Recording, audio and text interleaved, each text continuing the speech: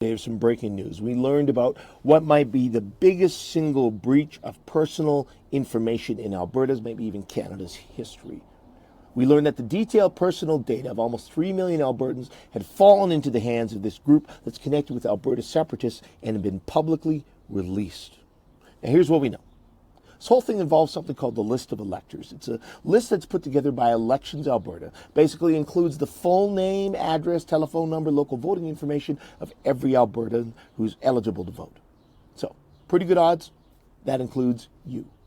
Now, obviously, it's a lot of very sensitive information, so it's guarded very closely. Access to it is limited. It's only available to political parties and elected officials to use in their work. They're not allowed to share it with anyone else. But according to a press release and a court filing from Elections Alberta yesterday, the Republican Party of Alberta, a separatist political party, shared the list with an organization called the Centurion Project. Now, this is an organization that was being created to get out the vote in favor of a potential vote on separation coming up this fall. It was founded by this guy, David Parker. He's the founder of another organization, Take Back Alberta, that was responsible for taking down Jason Kenney and helping Danielle Smith become leader of the UCP and Premier of Alberta. She went to his wedding. And according to Elections Alberta and reporters who investigated this so far, the Centurion Project put that list of electors, the detailed personal information of almost 3 million Albertans, in an online database that pretty much anyone could register to access, and that site was live for over a month. Now, thankfully, it got shut down this week after Elections Alberta sent them a cease and desist letter and got a court injunction that required them to take it down.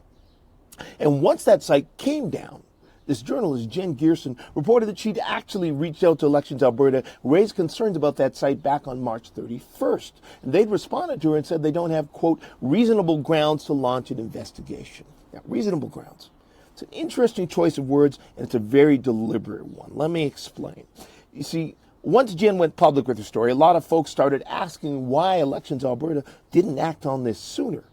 And Elections Alberta has responded. They pointed to changes in election law that were pushed through just about a year ago by the UCP. See, the UCP had this bill, Bill 54, and in it they changed the rules on when Elections Alberta could launch an investigation.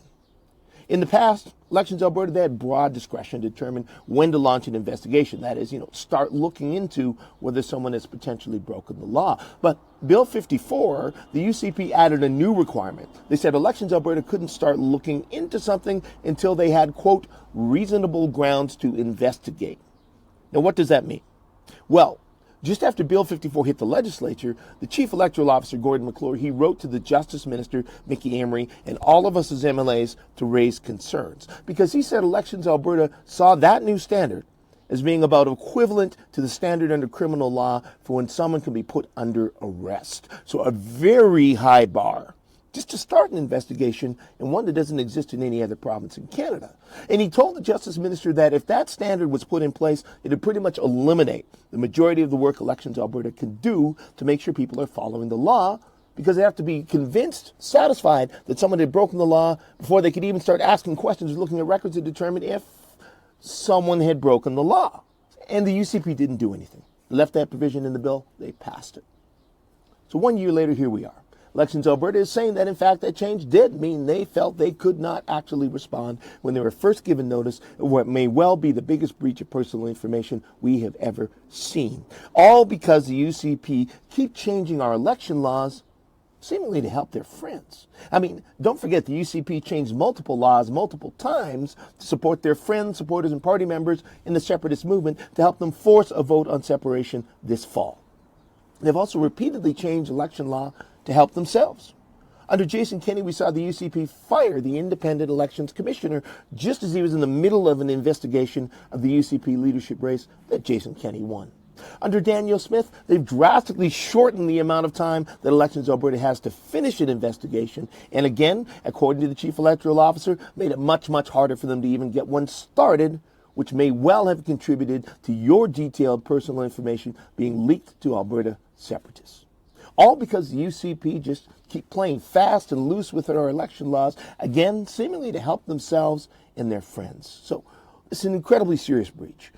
Albertans all deserve answers on what's happened here. So that's why we, the Alberta NDP, we're calling for an emergency committee meeting with the Chief Electoral Officer to hear from him and question him about what occurred. And we're calling for the UCP to reverse those changes in Bill 54 that makes it so much harder for Elections Alberta to be able to launch an investigation and protect you. So that's the situation. We're going to be back in the legislature on Monday, and you can bet we're going to have a lot more to say about this then. Stay tuned.